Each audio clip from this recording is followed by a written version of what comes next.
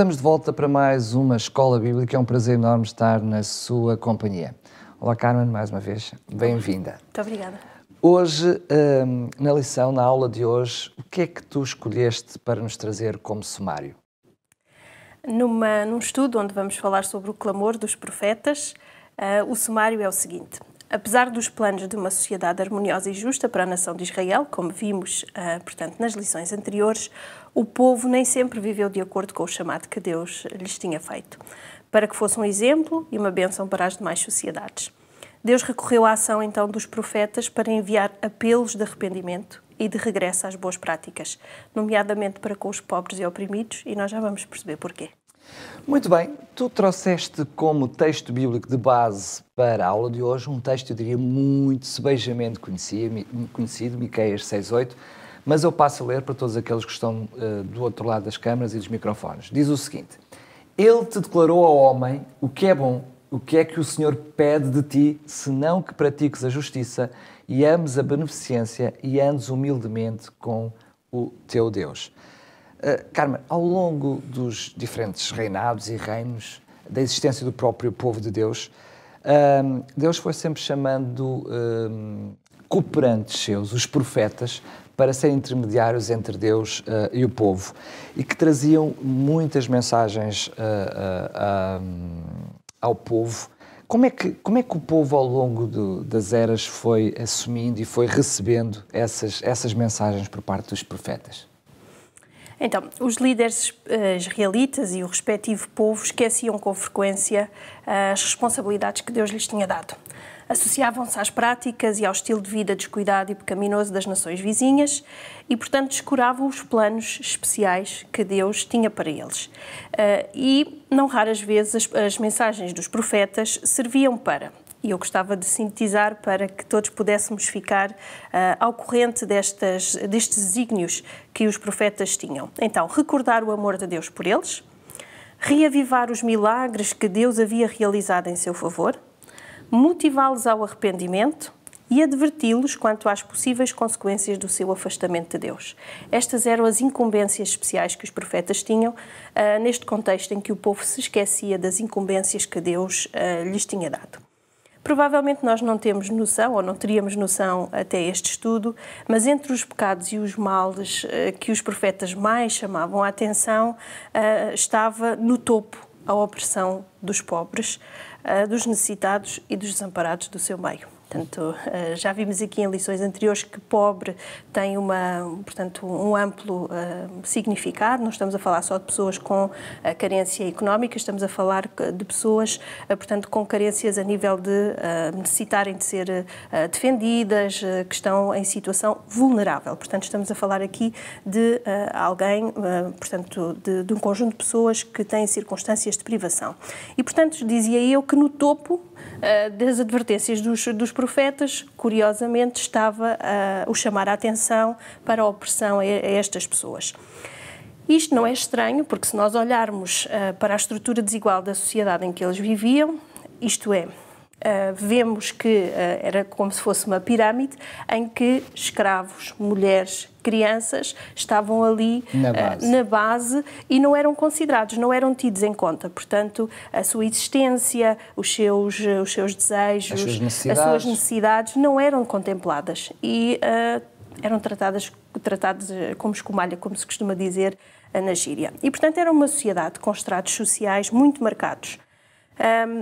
A injustiça social era, assim, a maior temática trazida à praça pública, por assim dizer, por estes profetas, que vinham chamar a atenção desta realidade.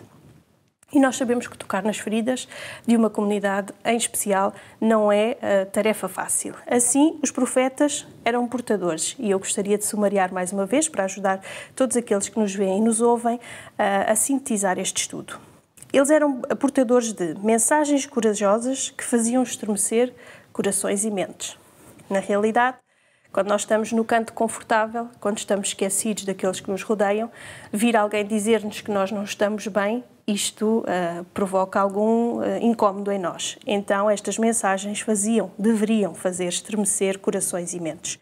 Por outro lado, os profetas traziam manifestações de desgosto e ira pelos pecados cometidos e pela falta de misericórdia que o povo demonstrava. Em terceiro, eles traziam revelações de escândalos que desonravam o nome de Deus e o povo eleito. Em final, eles traziam apelos que colocavam as pessoas, por assim dizer, entre a espada e a parede. Ou seja, a partir do momento em que as pessoas ouviam estas mensagens, em que estas pessoas eram interpeladas, tinham que tomar uma decisão.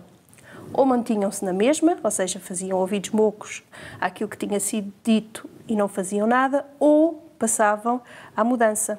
Então os profetas, ao tocarem na ferida, estavam na realidade a pedir que as pessoas mudassem, que se arrependessem e que transformassem a sua forma de estar. Então, por tudo isto, os profetas, na realidade, nem sempre foram pessoas benquistas ou de fácil convivência. O estudo desta semana vai dar-nos exemplos de alguns homens escolhidos por Deus para serem portadores de mensagens de arrependimento e de reforma. O nosso estudo vai falar-nos de Amós, vai falar-nos de Miqueias, Ezequiel e Isaías. Todos eles apelaram para que o povo de Deus se voltasse para ele e pusesse fim às injustiças. A palavra que tu acabaste de utilizar foi precisamente injustiça, mas essa era, eu diria, o primeiro apelo por parte de Deus para com os seus profetas. Era o arrependimento do povo e trazer uma noção de justiça, não só justiça social, mas a justiça no seu pleno significado. Eu pergunto, que reformas é que depois foram acontecendo como resposta a esse apelo dos profetas para trazer alguma igualdade social e um reavivamento espiritual? Portanto, o estudo, como eu te disse, traz vários exemplos. Por escassez de tempo, nós não vamos poder falar de todos estes profetas. Eu escolhi para partilhar nesta recapitulação de estudo 2 profetas, Amós e Miqueias. Já vamos compreender porquê. Amós era conhecido como pastor-profeta, um homem simples. No outro extremo, e foi por isso que eu escolhi... Pastor, estamos a falar pastor de ovelhas. De ovelhas, exatamente. Do outro extremo temos Miqueias, tido por muitos como profeta urbano. Um escritor talentoso que recorre muitas vezes a figuras de linguagem, a trocadilhos, que revelam uma inteligência e um senso de humor muito grande. Portanto, são 2 personagens muito interessantes que trago para partilhar convosco. No primeiro caso, Amós apela ao povo para que se volte à justiça e não aos sucessivos sacrifícios, porque o povo muitas vezes era induzido a esta ideia de que há um pecado, faça um sacrifício e está tudo bem. E, portanto, o nosso estudo diz-nos que havia sucessivos sacrifícios que eram feitos, não tendo em consideração o verdadeiro benefício que esse sacrifício traria. E, portanto, Amós apela para que isto cesse e também para que as pessoas deixem a idolatria, a prática da idolatria. Em que contexto é que nós estávamos em Amós? Nós estávamos num contexto em que o progresso económico e político havia experimentado, entre os anos 800 e 750 a.C., estava no seu expoente, poderíamos assim dizer. Porque com o controle de rotas extremamente lucrativas de comércio internacional, havia um clima de bem-estar que fazia com que as pessoas vivessem ali, as pessoas que dominavam estas rotas, evidentemente, vivessem ali num desafogo e, portanto, conseguissem gerar alguma riqueza. No entanto, o que é que isto vai causar? Vai causar o declínio ético e religioso do povo. A riqueza, a exploração dos pobres, a busca de lucro tornam-se as principais características dessa sociedade israelita. E Amós surge neste contexto em que a riqueza, a idolatria, era na realidade o grande desígnio daquele povo. Os ricos tinham muitas casas, tinham muitas condições para mobilar com luxo as suas casas, em contraste os pobres tinham muito pouco e, infelizmente, ainda tinham que lidar com um sistema legal corrupto e injusto. Então as mensagens de Amós deixam antever que o povo vivia numa cultura na qual a riqueza e o consumo eram marcados pelo desperdício. Isto soa-me algo muito atual, que nos é familiar. Enquanto isso, a pobreza era desesperadora. As pessoas viviam numa religião formal e exterior, onde a justiça e a retidão não tinham lugar. Assim, as reformas de Amós vão apelar exatamente neste sentido. Depois temos Miqueias. Como podemos constatar pela partilha do versículo que leste no início, para representar este estudo, Miqueias vem apelar ao povo para que pratique a justiça, ame a beneficência e ande humildemente com Deus. Dizias, e muito bem, que este é, segundo alguns estudiosos, um dos textos mais conhecidos da Bíblia. Recentemente, até vou fazer aqui um parênteses, este versículo acabou por dar lugar a uma reflexão durante um ano na ADRA para que mudássemos o nosso mote. Portanto, para aqueles que nos seguem pela primeira vez, já aqui fizemos alusão à ADRA enquanto Agência Humanitária da Igreja Adventista do Sétimo Dia. E, na realidade, o mote desta agência, recentemente, é justiça, amor e compaixão, 3 palavras em jeito de repto, tendo, na realidade, este versículo como base. Mas dizia eu que, apesar deste ser um dos versículos mais conhecidos, aqueles que o usam nem sempre estão familiarizados com o seu contexto. E o contexto ajuda-nos precisamente a reconhecer as reformas sociais e espirituais que o povo é confrontado com a ação de Miqueias. Este encontrava-se no mais baixo nível de espiritualidade e moralidade. Aumentava de dia para dia, se nós formos fazer um estudo, a idolatria, a injustiça, a desgovernança, a exploração dos pobres e por aí fora. E, portanto, a mensagem de Miqueias parece bem simples aos nossos olhos. Praticar a justiça, amar a beneficência e andar humildemente com Deus. Mas se nós tivermos... Pôr em prática, né? A questão é essa. Se tivermos em linha de conta o baixo nível de moralidade e espiritualidade, na realidade isto não é assim tão fácil. Apercebemos quão exigente era o reto deixado por Miqueias. Depois os outros profetas que aqui falámos, Isaías e Ezequiel, trabalham no mesmo sentido. Levar o povo ao arrependimento dos pecados, da depravação sexual, que era algo que na altura também já tinha, portanto, bastante representatividade, depravação moral, a injustiça económica, a falta de cuidado com os necessitados. E é muito interessante notar que em qualquer uma destas narrativas, com estes 4 profetas, nós vemos aqui o Deus das segundas oportunidades. Vemos um Deus que não desiste do seu povo, vemos um Deus que está pronto a perdoar e a restaurar, apesar do cenário e da falta de misericórdia que as pessoas demonstravam, e vemos um Deus que está a fim de conceder esperança no presente e a certeza da salvação no futuro. Nós não falámos sobre isso durante a aula de hoje, enfim, porque não teríamos tempo para falar de todos os assuntos, mas os diferentes profetas ao longo dos anos passaram por muitas dificuldades. Não só porque não era apenas uma mensagem que não era politicamente correta, mas muitas vezes o seu pescoço estava em perigo, a sua vida estava em perigo. Mas mesmo assim os profetas levaram essa mensagem, eu diria, sem olhar até para a sua condição pessoal. O que é que levou os profetas, apesar de todos os perigos, apesar, enfim, de todas as dificuldades, a manterem-se fiéis a essa mensagem e levarem essa mensagem ao povo? É muito interessante porque os profetas estavam ciosos de que não iam na sua força. Faz-me lembrar o pequeno Davi, quando foi enfrentar o Golias, o gigante. Portanto, na história nós sabemos que havia pessoas no exército extremamente competentes, treinadas, que durante muitos anos serviam no exército e ninguém quis ir defrontar o gigante. E temos o pequenino Davi, consciente de que ia na força de Deus, e é essa força que o vai fazer vencer. E com os profetas é a mesma coisa. Estes profetas estavam cientes do chamado que Deus lhes tinha feito. Jonathan Duffy, o presidente da ADRA Internacional, ao refletir um pouquinho sobre estes assuntos, diz-nos que os profetas do Velho Testamento viam-se a si mesmo, muitas vezes, como vigias sobre as muralhas de Sião. Eram ciosos do bem-estar do povo de Deus e procuravam avisá-lo do perigo vindo de fora e de dentro. Então eles acreditavam em 3 coisas. Acreditavam que eram chamados por Deus, que a sua missão era clamar por justiça e que o povo deveria verdadeiramente seguir os juízos, ou seja, os preceitos de Deus. Então era com esta força, com esta consciência que os profetas desempenhavam as suas missões. E eles tinham noção da responsabilidade que recaía sobre eles. Eu convido a todos aqueles que estão connosco a partilharem um versículo da Bíblia que se encontra em Jeremias, em Ezequiel no capítulo 3, os versos 17 e 19, onde nós vamos encontrar expressa aquela que era a responsabilidade destes profetas. Diz assim: Portanto, versículo 17 do capítulo 3 de Ezequiel. Filho do homem, eu te dei por atalaia sobre a casa de Israel. Da minha boca ouvirás a palavra e os avisarás da minha parte. Quando eu disser ao perverso, certamente morrerás, e tu não o avisares e nada disseres para o advertir do seu mau caminho, para lhe salvar a vida, esse perverso morrerá na sua iniquidade. Mas o seu sangue, da tua mão, eu o requerei. Mas se avisares o perverso, e se ele não se converter da sua maldade e do seu caminho, ele morrerá na sua iniquidade, mas tu salvarás a tua alma.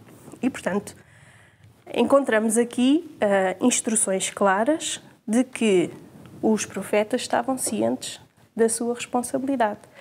Não só eram chamados por Deus, mas as consequências da sua ação ou da sua não ação seriam imputadas a eles, ou seja, iriam ter que prestar contas sobre o que tinham ou não tinham feito após o desígnio que Deus lhes tinha dado. Ou seja, uma noção, eu diria, clara de que os profetas não estavam preocupados com a sua própria necessidade, nem com a sua própria defesa, mas o que os preocupava, o que os movia, era precisamente a defesa daqueles que por si só não se podiam defender, o ir ao encontro daqueles que mais necessitavam. Mas, mesmo nos dias de hoje, mesmo com a advocacia social ser alguma coisa que está em voga, proliferam por todo lado organizações não governamentais para a ajuda ao próximo, mas mesmo assim, há pessoas que defendem que nós não nos devíamos envolver nesse tipo de ações, não nos devíamos envolver, sobretudo, de uma forma mais ativa e proativa, eu diria, nesses assuntos de desigualdade social. Uhum. O que é que, como dirigente de uma ONG, tens para nos dizer? Na prática do meu dia-a-dia, eu reconheço com facilidade essa resistência que colocas aqui em evidência na pergunta. Muitos crentes, sobretudo adventistas, evitam envolver-se em protestos ou em lutas sociais, em prol das questões sociais, por causas em favor de outros, pela pretensa associação à ação política. Mas uma coisa, e eu gostaria de aqui esclarecer, sobretudo no trabalho social que a Agência Humanitária da Igreja Adventista desempenha, é a ação política enquanto militância, o que nós não praticamos. Nós não somos militantes políticos, nem estamos a associar-nos a um partido em específico. Nem se envolvem de uma forma direta ou indireta. Exatamente. Outra coisa é a ação orientada para a prática cívica. E, portanto, fazemos aqui uma diferença entre militância e prática cívica. E esta prática cívica é da responsabilidade partilhada que nós temos de cuidar dos outros, aqueles que estão ao nosso redor, e também de cuidarmos sobre a nossa casa comum, ou seja, o planeta Terra.